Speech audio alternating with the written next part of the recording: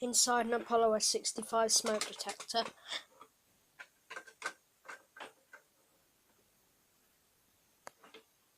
LED. Mesh, stop insects and that getting in.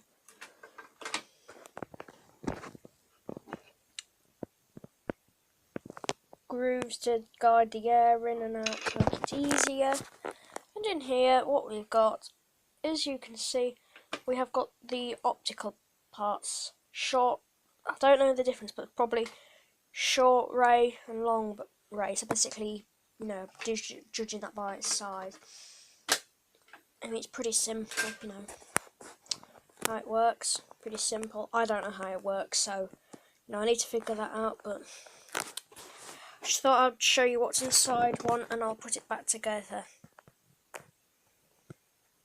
in a later video. Go on, I'll do it now. That goes on there.